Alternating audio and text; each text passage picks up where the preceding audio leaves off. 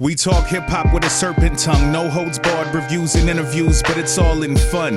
Chopping it up with some of your favorites and some you never heard of. To the Maximus, banter laced with candor in our practices. Respect to the newbies and the greats, hot takes baked into this layer cake for the sake of the listener. Putting you on to the freshness, remember where you heard it, guilty or innocent, what's the verdict? What's going on, everybody? This is Corban the Serpent Tongue Skipwith. And Brutus Maximus from Rawside Hip Hop. And you're tuned in to The Verdict. And today we're lucky to have lyricist from Chicago, Waterr. We've been talking for a minute now. It's good to have you on board. So thank you for joining us. Thanks for giving us some of your time. And I guess we could start by potentially, telling people a little bit about yourself, Waterr. No doubt. I appreciate you guys having me on. Once again, so I've been doing this thing now, this music thing for quite some time now. A little background on myself. My first love was football. I still got love for the game, but when I say love, I played ball at Wisconsin, University of Wisconsin, the Badgers. I played running back there, right? Only reason I stopped playing is for a heart condition. You know what I mean? And if you fast forward, last year I actually had a heart transplant.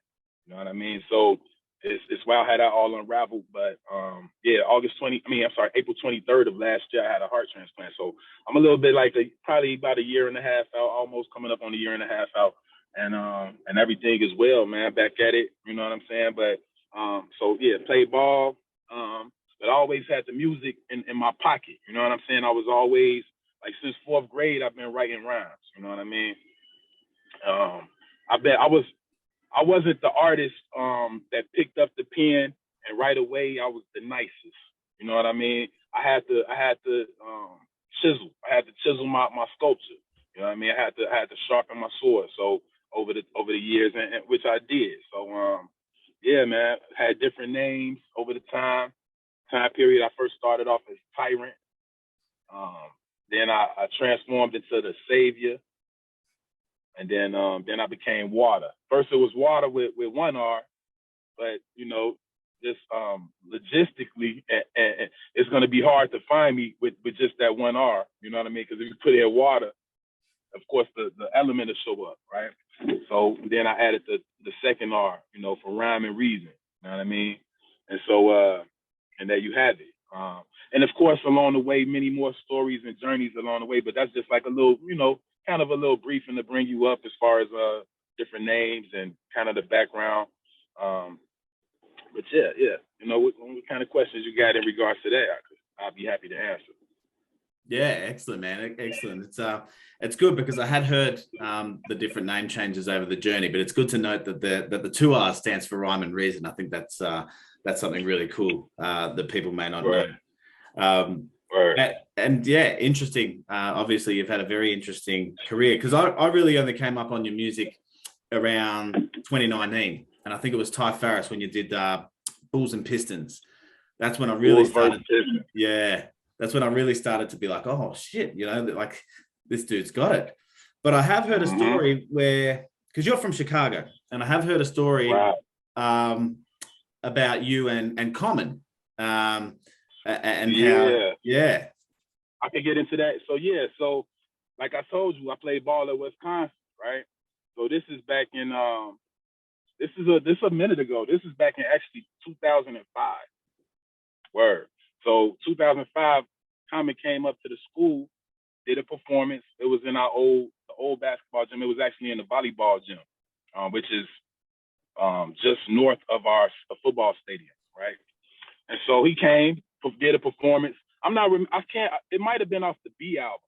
It could have been around the B album time when he did that album with Kanye. And so he came up, rocked the crowd. It was about 5,000 to 10,000 people in there. And in the middle of his performance, he stopped the show. He was like, yo, anybody out here, can rhyme, right?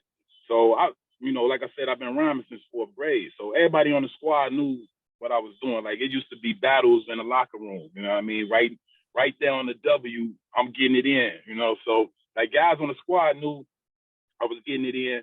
And and actually we was right in the front of the stage. And so, and I was there with it. When I say the guys, I'm talking about people on the football team, right? And so we was pretty deep up in there. Probably like at least 60, 50 of us. You know what I mean? I'm talking about a squad that got 100 plus people. It was at least 50 or 60 of us in there. And so while we right in front of the stage, when he said, "Is anybody that can rhyme in here?" All the guys went crazy. He was like, Wayne. They was talking about me. So they was pointing to me, the security or whatnot. They saw the ruckus. And so they came on and escorted me up on stage. Common passed me the mic. He rocked with a band. You know what I'm saying? He doesn't. I don't think he rocked with a DJ anymore. He actually got a band with him, drummer, instrumentalist or whatnot. So he grabbed me the mic. I get the mic and shit. They start playing and shit. I start kicking around. I didn't come off the top of the head. I kicked the 16 that I had, and soon as I got done with my last word, the crowd went crazy. I remember seeing everybody's hands go up. Shit was crazy, right? And it was beautiful. From that moment on, I was on stage, went backstage and whatnot. It was cool, but I done had too much dialogue with them. You know what I mean? It wasn't too much on stage. We was, chopping it up a little bit, but we was doing some mixtape Mondays here in Chicago, and I got in touch with somebody out there in Minneapolis, and it was for a KRS-One show. KRS-One was rocking. We went up there. I opened up for KRS-One as well. And so that was also a beautiful experience. I didn't get to stand on stage with him. It wasn't the same thing as Common, but I did open up for him. I was there. I saw how he just get out, how he rocked the crowd. It was a good learning experience. You know what I mean? So yeah, I had some good shit. I also opened up for what's that? Parliament Funkadelic. This was probably 2011, something like that. I opened up for Parliament Funkadelic. It was in Washington Park. It was for the African Fest. Out here in Washington Park, we always have some fest. You know what I mean? In Chicago, it's always something going on. So yeah, man, I had a couple nice experiences with some legends. You know what I'm saying? Yeah. Now, but I can admit, this has been my first time experiencing your music. I was sent to it by Brutus, and I was pleasantly surprised listening to your latest album. I've been playing on replay, and yeah, it's a really good album. And one thing I noticed is that you have a very reverent feel to your voice, a very strong, powerful, reverent voice. Is that your voice? Is that something that you noticed while you were young, or something that you picked up the older you got and realized, oh shit, I have a voice powerful like this? Word. I think just over the time, puberty or whatnot. Of course, my voice wasn't like that originally, but over time, yeah, I did have that. That's one thing. I didn't notice it. It was because it's my voice, right? It was pointed out to me from other people, and from that, it was like, okay, all right, I got a voice. And I know what you're saying, because I always listen. Jada Kiss is one where it's like, yeah, he got that voice, right? And one's would kind of describe I've heard people say it sound like I got a raspiness to me. I don't know if I would say that, but I don't knock it. It's all good, however you hear it. I know one thing I heard from the ladies. I've heard the ladies say they like the voice. You know what I mean? So that's always a plus. You know what I'm saying? So yeah, I mean, to answer your question, I've noticed that from other people. It was brought to my attention by other people. Absolutely. Yeah. Excellent. Yeah, no, that's good. So I want to sort of fast track now. So obviously you're writing rhymes in fourth grade. You have these couple of experiences through the 2000s. You start getting really prolific with your discography. Well, for me, like I said, it was about 2019, I think, Bulls versus Pistons. And since then, since then, it's just album. Like, you're prolific. It's like you had all this stuff ready to go, and now you're just on. Yeah. So so I would say I would go back a year, right? I would go back a year, and I would say just before that Bulls versus Pistons, one thing that kind of helped me take off a little bit, I got to mention, is the Dirty Diggs album, the Wizard of the Crystal EP. My first one, I dropped that in August of 2018. And Dirty Diggs, you familiar with Dirty Diggs? Oh, yeah. Yeah. So, yeah, they invited me out there, you know, did the music. It was like, man, they welcomed me in and opened me up to a whole new audience of people. And you know what I mean? And, which have given me the opportunity to speak to you today. You know what I mean? I definitely got to mention that. I would say from that point on, things start opening up. And like you mentioned, 2019, I did the Bulls vs. Pistons album. I also had some work, the dispensary with Farmer Beats. You familiar with Farmer Beats, right? Yeah. Yeah. So, you know, it was a lot of work that was put in. And it's funny because Ty Ferris, he asked me the other day in the live, you know, in regards to my work ethic and how often I put out music, right? And it's like, for me, you know, it's a lot of competition out here, you know, quote unquote competition, right? It's a lot of artists out here that, where ones could get their attention steered in other directions. And it's just like the type of climate where, you know, even with your major artists, they dropping music and I want to stay relevant. You know what I mean? And definitely be consistent, but I'm also not where I want to be. You know what I mean? So there's no need for me to slow down. You know what I mean? I need to, you know, keep working. At the same time, I'm working at a decent pace to where I'm not rushing the music to where I'm just putting out anything. So I'm still putting out something with substance and quality, you know. So yeah, it's a good experience, man. I like what I'm doing right now. I'm doing albums, you know, with full albums with one producer. You know what I mean? I did put out the EP this year, Truth and Falsehood Strangely Mixed, that had a few different producers on there, Wavy the God, Ill Brown, Tone Beats, who I got projects with, Clipto. I hate to get the standouts with Almighty My Sword, which got a lot of tick on Shade 45, but even that Pro Economics with Wavy. So that's one thing where I might do something else like that, where I do a project with different producers. But right now, I've just been in that groove where I've been, you know, building my audience, working with one producer at a time, East Coast to West Coast, and even, you know, so yeah, everything's I like where we at right now. Yeah, we were actually me and Corbs were talking about that while we were waiting for you to jump on. We do see a lot of albums that are particularly one producer.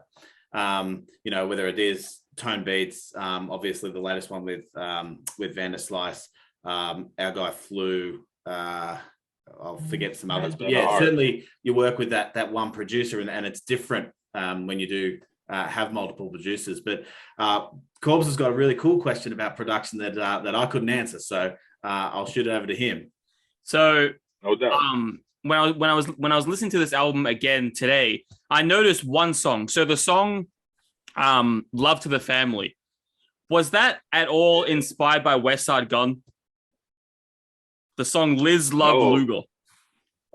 It has a very similar beat. Luger. Oh yeah. Nah, it wasn't. Absolutely not. It's funny, to be honest with you, this album was done in 2020. So like, so when you have songs, like if you listen to the album, like the song Lesson of Two Evils, right? Where it's a lot of political talk, right? It doesn't matter who's gonna win the election. Like that was 2020 going into, you know, with the Trump and Biden, you know what I'm saying, with that situation, and who was going, you know, who was coming in for 2021. So I was right. Like that album was done in 2020.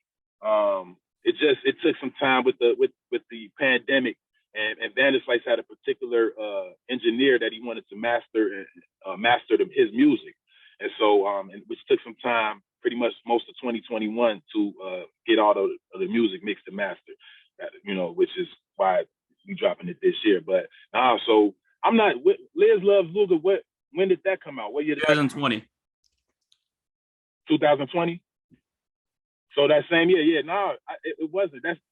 I'm gonna have to re-listen. I'm sure I heard that song, but I can't remember, like, you know what I'm saying, the tune, how it goes. So I'm gonna listen to that again. But no, it wasn't. It wasn't. No. Well, it's still an amazing beat. And you know, one thing I noticed throughout this album is the production, because it has this really strong kind of a combination of jazz and mellow and very, you know, very strong vibe to it. Was that your intention going in? Did you want something similar to these styles, you know, before recording, or was it something you thought of while making the lyrics or recording the songs? So as far as the music goes, you saying? So as far as the music, I let Vanderslice do his thing. You know what I mean? I most of the time I respect producers for who they are. Like when I work with a producer, I want to work with you. You know what I mean? Meaning I want to work with you. And in other words, I'm not gonna ask you to, hey, let me get a beat that sound like such and such or such and such. I wanna work with you. And so and off of that, you know, they send me a batch of beats. They might send me different batches, and from those batches, I pick which ones I want. And those were the ones that I gravitated to. You know what I mean? Just it was a natural feel. Like even like if you listen to some of the work I got with Tone Beats, it's a lot of jazz. I like a lot of jazzy shit. Even like with Dirty Dig. You know what I mean? Talking about myself. Let's go back a little bit. You know, so I remember coming up, right? My old man, he would play all different types of music for me.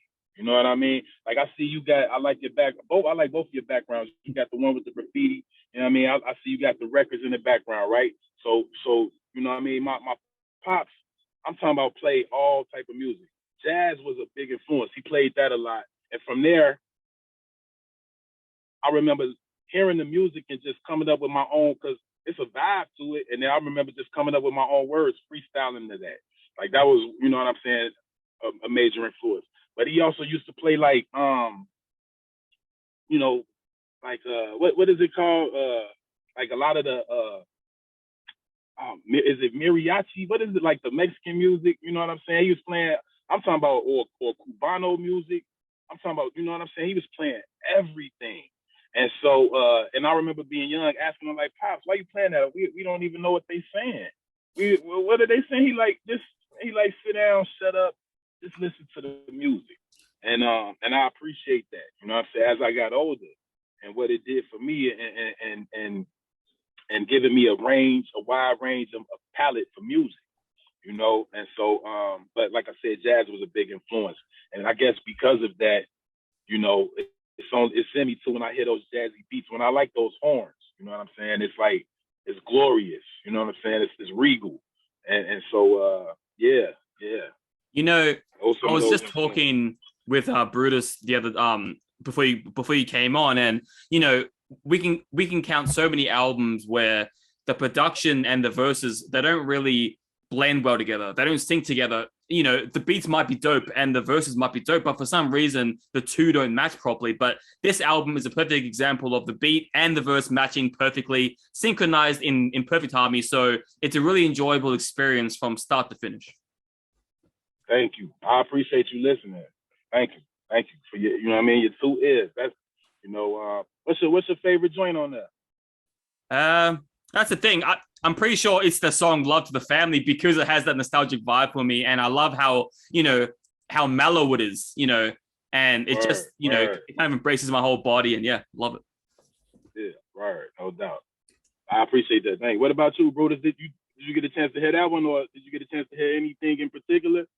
Yeah, look, I ever since Bulls versus Pistons, you always became like a must listen, right? So I listen to a lot of hip hop. Raw side hip hop, I cover a lot of hip hop. But there's certain people that you just know when they drop something that it's a must listen. And ever since I got put onto you by Ty Farris, I was like, all right, every time you drop something, I'll peep it. So that's where, you know, yeah, and that's why I reached out to have this discussion. And you wouldn't even know it yet, but last year when we ran the Raw Side Hip Hop Awards, you were nominated for Lyricist of the Year. So because to me that's really important. Like I know you're talking a lot about the music, but for us it's also, you know, heavy on the lyrics. In terms of my favorite joints on this album, I loved the joint with Mav, Royal Blood, I think it is. I love that. Yeah, that's it. And Hopeless Wonders, of course, with Ty Farris was great. But yeah, I love the Lesson of Two Evils too. It's okay. Yeah, it's I never really pick a favorite because particularly with your projects, they're very cohesive and it's hard to pick parts out of it because they sound holistic from start to finish. And then I think working with one producer kind of gives you an edge in that you build and you sequence those releases like that. So it's hard to just pick out one or two tracks that are, you generally just put it in and press play. Thank you, man. I appreciate it. And that's what it's intended for, even with the skits involved that I like to use. You know what I'm saying? That's something that, I like to do is like to keep the thread, to keep the thread to the story together. You know what I mean? And so I appreciate that. Thank you. Thank you both. Thank you. Absolutely. Do you have a favorite Jono?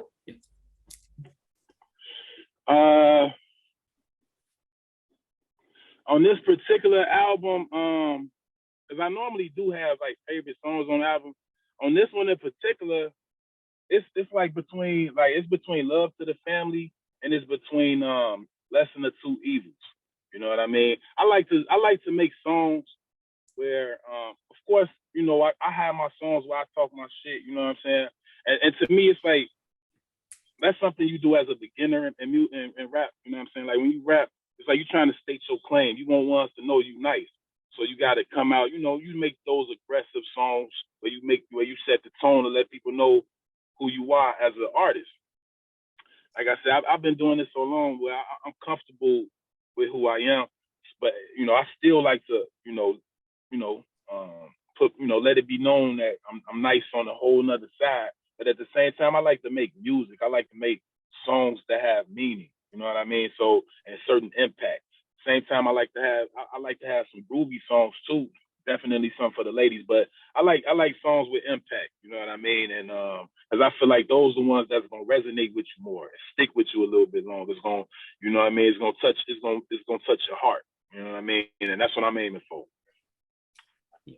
Nice. So one thing I've been curious from the start. What inspired the name of the album? Oh man, so it's funny. Like I said, on that Wizard of the Crystal 2 EP, it's a song on there. What is it? I think it's something organic. I can't remember the name. It's one of the joints on there where I actually say that line. Where I said something like blue pigs beating ones down with nightsticks, learn to keep it tight knit. Life is more than white bricks. It's a song on there where I say that, and just recalling that line, and not only that, just when you look at the landscape of music today, like I said, either you got to be a gang banger, you know what I'm saying? It's like you got to be gang banging, drilling, you know what I'm saying, with some killers, you know what I'm saying, some killer shit, which that's a whole nother thing in itself. And then being disrespectful to the dead and all that dumbass shit, and then or you like popping pills and shit, like you talking about sipping syrup. Man, listen, get down how you get down, right? But I'm not here to step on no toes, but at the same time, I got a daughter, you know what I'm saying? Like, and a lot of this stuff is some send off music. I don't condone, I don't honor that. You know what I mean? So my thing is, I ain't here to call out names. I'm just here to bring balance to the equation. You know what I'm saying? I'm here to bring balance to it, because it's like even back in my time coming up, we had some silly songs, and I'm sure before then, but it was more balanced back then. Now it's not too much balance. You know what I'm saying? So my thing is, it's a lot of people on the coke rap type shit, and it's like, really, to be real with you, if you in the streets like that, now if you in like a little small town, if you in a small town, then yeah, crack probably still popping, you know what I'm saying? But like in the cities, that's not even what's up. And that's been like that for some years now. So when ones be talking all that coke rap shit, it's like, that's not even really what's real, man, in the streets like that. To be real with you, one of these shorties on, either they on some smoking herb, or they heavy off on the pills and sipping like Xanax and all this, you know what I'm saying, this other shit, in, or some syrup. It's a whole nother thing they into now. So like just having the same, repeating that narrative is crazy to me. It's also that's not the only thing, because normally that's what you hear coming from the genre of hip hop. You know what I'm saying? And and most likely ones that look like myself. You know what I'm saying? And it's important that I say that, because it's like, that's not the only thing that we about. And when you get these images all the time, it's like, damn, that's all it is. Like, it's only either you know what I'm saying, moving drugs, going to jail, or you gang banging. Like, nah, that's not real life. That's not real life. These ones out here lying. They lying. You know what I'm saying? A lot of ones out here talking tough, like they street and they out here snitching. You know what I'm saying? They getting booked and they talking. They not tough. So I don't honor none of that. Like I honor the real. I honor the real. You know what I'm saying? That's why I say I don't want to step on no toes. It's ones out here that's real, but even then, you know how to move in silence. And a lot of ones out here talking, you know what I mean? And so I just want to bring balance to it. Life is more than white bricks. There's more to it. You know what I'm saying? I'm from Chicago, so of course I know, you know, like that's I have albums called For the Streets and Scholars. So of course I know about the streets, you know what I'm saying? But at the same time, I know about using my mind. So that's my, you know, my perspective in this thing. You know what I mean? And so it's about bringing balance. I know I said a lot, but I feel like that needed to be said to your audience. You know what I mean? So real quick, I'm curious, what are your thoughts on a rapper like, say, like Pusha T? He's heavily coke rap, you know. He's heavily. Yeah, I remember being young, right? When they first came out, and that was cool. Of course, you know they had. Of course, they was bringing out some bangers. Like, of course, they first one that doom, doom, doom, doom, doom. Like them was the type of shit. Ones was they had played that beat just the instrumental. Everybody freestyling to that shit. Like, so of course, you know, like I heard the first album, then the second album, I'm like, damn, like every song, every album gonna be about this shit. That's not real. That's not real life as a person, as a human. You're not doing that shit all day like that. Now listen, like I get it, like, you know what I'm saying? That's a market. You targeting a certain market and a certain audience. So I get it. And you try. I wouldn't say he cornered that market, but he definitely got, you know what I'm saying? He got a corner on it in the market, I would say. And you know, I'm not here to speak bad about Pusha T, but I know if I'm not mistaken, he got a wife now. I'm sure he gonna soon want to have a child with his woman, and I'm sure he wouldn't want that lifestyle for his child. You dig? That's, you know what I'm saying? So it's like, at some point, it got to be some growth to it. You know, it got to be some growth. Of course, you know, at that level he is, you know, he got a team of people that he got to feed. He got a record label he worked for. You know what I'm saying? So it's like, yeah, if you know this works and that's a formula for it and it works, if it ain't broke, don't fix it, right? I get that. So I'm not here to knock nobody, right? That's why I said I don't want to name no names. It's just I see what's going on, and I'm here to bring balance to it. That's all. It's like it's a lot of that. Then let me come in and give you some of this. You know what I'm saying? Because if you see a lot of ones come in the game, then it's like they talking the same shit. It's like I heard that. Like we came up. Of course, I'm sure y'all Wu-Tang fans. We heard the hardest shit already. Like ain't nobody right. I see. Look, you feel me? So like all that new shit. Like of course it might be some smooth ways to say it. I'm not here to like. I'm not knocking that. If you could spit, you could spit. It's ones who out here that can really line that shit up. You know what I'm saying? And Pusha T, that's the thing. You talk about Pusha T, right? I'll give you that. So Pusha T, he ain't just out here necessarily. He is talking that coke rap, but he actually out here barring it up though. It's some intelligence going on. It's some art to it's wordplay there. You understand? So I respect that. This is an art that we do. So that's why I said I'm not here to knock. Now if you come in here like a simpleton, then it's like, yeah, that ain't cool. But no, he don't. He got some art. He artsy with it, and I respect that. You know what I mean? Being some type of some wizardry. You know what I'm saying? Some with it, with the wordplay. So I respect that, and he has that. So and it's a lot of ones out here who do got it.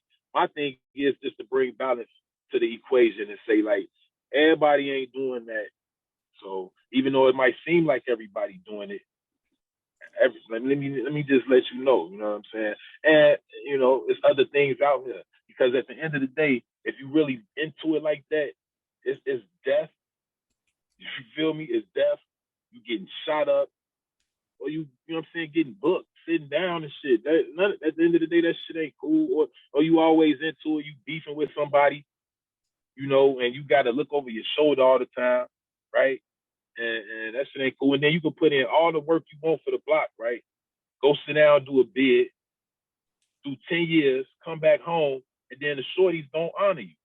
You feel me? The shorties won't even honor you no more. So all that work you did for the block, what it matter now? Because then they come back, you trying to get some respect. They not honoring you. And then they'll do something to you if you trying to, you know what I'm saying, override what they saying. So, you know, I'm here for the balance, man. Yeah, I love that, and I love the analogy of the balance, because it's something that comes through with all your releases. You know, you've got Workshop of the Mind. You've already said, you know, Streets and Scholars. You know, Life is More Than White Bricks. All of these things have you know, different levels and different elements of it. And obviously, that's something that you've, you know, consciously done. Obviously, it's something that you live, which is cool. Did that sort of mentality change? Like, you've been through a lot. You know what I mean? Like, you know, obviously, you know, high level athlete, you know, heart condition, heart transplant. Like, you've been through a lot. Right. Yeah. Yeah, man. Absolutely, man. And even just with, like I said, even with like the streets, man, and losing people that you know, close ones. You know what I mean? And so it's all about perspective. And when you go through real things, you gain real perspective and understanding of what's important, what's priority and what's not. You know what I'm saying? And like, love to the family, kind of like the theme of the conversation a little bit, what we have it, but that's what it's about, family. You know what I'm saying? It's about family. You know what I'm saying? Of course, we got our friends, and we love our friends, and some of our friends are family. You know, more so than some of our real family. You know what I mean? But nothing like family, man. Especially when you create your own family. You know what I'm saying? So yeah, it's something you gotta. It's like the Godfather, man. How Vito told his squad, like, you're not a man if you ain't with your family. You know what I'm saying? So real life. Nice. Look, so before we go any further, I think it would be good if all three of us, you know, starting from Brutus, if we could just you know, shout out and promote all the stuff we have going on, if anything, throughout the week. Yeah, absolutely. You know, I run Rawside Hip Hop. You know, we're doing things over there. We're trying to cover as much independent hip hop as possible, much like my man Waterr just said. You know, we're trying to bring balance. You know, there's a lot of mainstream stuff, there's a lot of gossip mag stuff, there's a lot of headlines and clickbait. We try to do this. We try to have genuine conversations about hip hop. We try to shine a light on some of those really talented artists that don't have big PR machines behind them. So that's what we're doing. And we do this, you know, on the daily through the website, social media channels and so forth. So like I said, it's been an honor to have Waterr, because, you know, we've been chopping it up in the background for a bit, trying to get to this point. And it's just good that we've got it on the back of a fantastic album that you've given us. Waterr? Yeah, I mean, I know what I have coming up. I got a project coming with Luparra Gang. You know, it's a squad. You got Flu, Bohemia Lynch, Machacha, Hobgoblin, Mighty Healthy, SB11. Hold on, it's two more. I can't do that. Pharma Beats, and then Pharma Beats, and then Timepiece. So and right now, actually, Flu should be Flu the last one. He should, because, you know, doing the post production. Flu was the last one getting the post production in, and I ain't trying to Flu been getting it in. I know you've been seeing the work he's doing, so shout out to Flu. And so Flu about to send his in, and then Timepiece is mastering that. That's coming up real soon. That's gonna be a nice one. I promise y'all gonna like that. And so, like I said, This Life Was More Than White Bricks. That was 2020. So and it still sounds beautiful today. But so, you know, that's why I'm coming back so soon, in regards to, you know, why it's like I'm working like that. But so that one might be done I don't know. You might be hearing that one next month, September. And I'm working on some shit with Spanish Ran. I'm working on something with Wavy the God, and I'm also working on something with Machacha. So yeah. I'm working. I'm kind of a little busy right now, which is a beautiful thing. Like I said, I'm trying to get somewhere. I got a goal, and so there's no time to slow down. You know what I mean? We got to keep the momentum going, and yeah, absolutely. Nice. Yeah, well, in my own time, I also write reviews on my WordPress account, Serpent Tongue 94. You can find me there. I do all genres of music. So go contact me on my Facebook if you want to review. On my YouTube account, Serpent Tongue 94, I do interviews. I've done over 30. And so check me out there as well. And I also do a metal podcast called Sagas every Wednesday, upload at midnight, upload every week. And yeah, that's it. So it's dope. This has been an amazing episode, as Brutus mentioned. So really, the last thing I want to ask you is, if you were trapped on a desert island with only one album to listen to for the rest of your life, what would it be? Oh, shit. Oh, man. On an island. Now, what kind of island is this? Is it a chill? Is it a cool island? Or is this some shit I need to be on guard? I got to turn into a warrior and shit. Chill island. Okay. Oh, shit. Oh, okay. That's easy. That's easy. I think I'm fuck. Cause I'm a Miles Davis guy, right? Feel me? So I could juggle a few, right? But I think it's the Spanish one he did. He did like a I can't think of it. It's a yellow cover and it's like a I have to look at it. I can't think of it right now, but it's like a Saint Madrid something he did. Real beautiful music on that, man. A Miles Davis album. Put it like that. Anyone. Nice. My favorite album is the classic one, A Kind of Blue. I've got it on vinyl. Woo! Yeah, you're right. That's a classic. Absolutely. I could Kind of Blue. Yep, I'll be good right there. See, that's why I said, what kind of island is it, right? I'm good every day. Life is beautiful. Bitches Brew, another good one. But Witch's Brew, absolutely. Witch's Brew is another one. Absolutely. That's amazing. I can't think of the other one. What's the one with his old girl that was on the front cover? He had one where it was a picture of a woman's face. It was like one of his wives. Yeah, I'm trying to look through his discography now. Okay. Yeah, check it out. It's like a Spanish one he did. That's the one I'm talking about, like a Saint Madrid. It's like a yellow cover, but in the middle of it is like all type of different colors and shit. But yeah. Like I said, any one of them. Yeah, nice. Do you have any last things to add, Brutus? Nah, look, again, just keep making fantastic music, Waterr. Appreciate your time. Really do. It's been a bit of work to make this happen, but I'm really glad we could. We did our debut podcast of The Verdict last week, and we spoke on lyricism. Corbs and I had a chat after that, and I said, oh man, I've got a lyricist for us. Let's continue that conversation. So it was really good to have you on. Thanks for joining us, and look forward to keeping in touch. Yes. Yeah. Hey, much respect to you, Brutus. Hey, much respect, Sagas. Is it Sagas or Saga? That's a Sagas Middle podcast, but my name's Corban. Corban. Okay. Much respect to you, Corban. And hey, much respect to the Verdict podcast. This is one of the illest podcasts going on right now. To the people out there, make sure you in tune, subscribe if you haven't yet. If you ain't in tune with the Verdict podcast, you're missing out. All right. So yeah. And you can follow me on all social media at The Real Waterr with 2 R's. At The Real Waterr with 2 R's on all social media. So yeah. Respect. Thank you very much. And we'll definitely be talking to you soon. All right, peace. All right, have a good one.